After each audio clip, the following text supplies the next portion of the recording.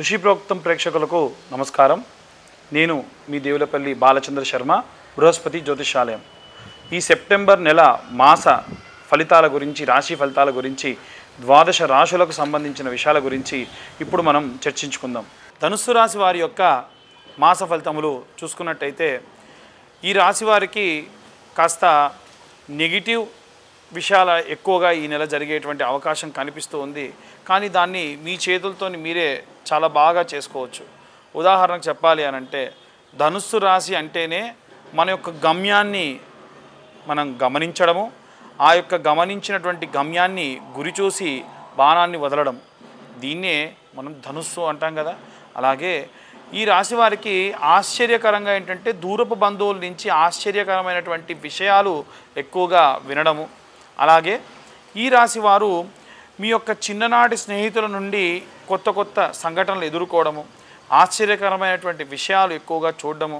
అలాగే ఈ ధనుస్సు రాశి వారు ఏవైనా సరే ఉద్యోగానికి సంబంధించి బాధ్యతలు పెరగడము, అప్పటి వరకు ఉన్న బాధ్యతలు సరిపోవన్నట్టు కొత్త బాధ్యతలన్నీ ఇవ్వడము.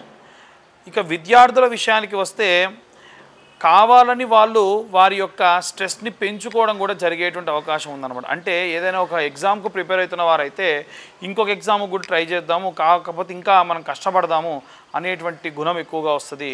అలాగే ఇంట్లో ఉన్నటువంటి ఆడవారి విషయానికి వస్తే కనుక, వీరితో పోలిస్తే వారికి కాస్త ప్రశాంతంగా ఉండదని చెప్పొచ్చు. ఎందుకంటే ధనుస్సు రాశి వారికి సంబంధించి, స్త్రీలకు సంబంధించి అధికంగా ప్రశాంతమైనటువంటి చిత్తమే మనకు గోచరిస్తుంది. ఇక వ్యాపారస్తులకు సంబంధించిన విషయానికి వస్తే, ఏవైనా సరే బ్రాంచ్ పెట్టాలనుకున్న వాళ్ళు, ఏవైనా సరే ఇంకొక బ్రాంచ్ పెట్టాలి అనుకున్న వారు ఎట్టి పరిస్థితుల్లో కూడా పార్ట్నర్షిప్కి వెళ్ళకండి. వారి జాతకం ఎలా అయితే నెగిటివిటీ ఉంటే అదే యొక్క నెగిటివిటీ మీకు కూడా వచ్చేటువంటి అవకాశం ఉంది. కాబట్టి ధనుస్సు రాశి వారు ఎవరైనా వ్యాపారం చేసే వ్యాపారస్తులైతే దయచేసి ఎవ్వరూ కూడా మీరు పార్ట్నర్షిప్కి వెళ్ళకండి. ఇంకా మీ కుటుంబ సభ్యుల్ని ఎవరినైనా ఆ యొక్క బ్రాంచ్లో కూర్చోబెట్టే వీలుంటే చేయండి. ప్రతిదీ కూడా అకౌంట్స్ మెయింటైన్ చేయండి. అకౌంటింగ్ మెయింటైన్ చేయకుండా ఎవరిని దూషించరాదు. అకౌంటింగ్ మెయింటైన్ చేయకుండా మీకు ఇబ్బంది.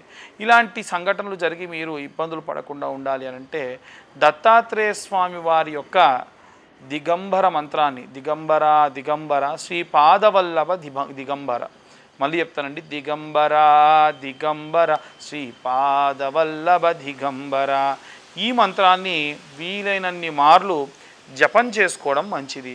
అది కూడా గురువారం నాడు జపం చేసుకోవడం విశేషంగా శుభ ఫలితాలను ఇస్తుంది. ఇంకా మీరు వీలైనంత వరకు సింధూర ధారణ, ఆంజనేయ స్వామి వారి దేవాలయంలో వెళ్తే సింధూర పూజ అంటే చేస్తారు. చేసినప్పుడు మీకు కొంచెం సింధూరం తీసుకొని ప్రతిరోజు సింధూరం పెట్టి, సింధూరం పైనే మీరు కుంకుమ ధరించండి. అలా చేయడం వల్ల మీకు ప్రత్యేకమైనటువంటి ఫలితములు దక్కేటువంటి అవకాశం ఉంది. అలాగే ఎవరైనా గురువులు, అంటే మీ చిన్ననాటి విద్య చెప్పిన గురువులు కానీ, లేదైనా ఎవరైనా పురోహితులు కానీ ఉంటే వారి పాదములు ప్రక్షాళన చేయడం మంచిది. అంటే వాళ్ళ కాళ్ళు కడిగి నీళ్లు చల్లుకోవడం మంచిది. గురువు అనేటువంటి వాడు మార్గదర్శకుడు. ఇప్పుడు ఒక వెలుతురు ఉందనుకోండి, చీకటిని చీల్చివేసి మీకు వెలుతురుని ఇస్తుంది. అలాగే ఈ యొక్క గురుతుల్యమైనటువంటి వారెవ్వరైనా ఉంటే కనుక వారి పాదములు ప్రక్షాళన చేసి తలపై నీళ్లు చల్లుకోండి, వాళ్ళకు వస్త్రదానం చేయండి.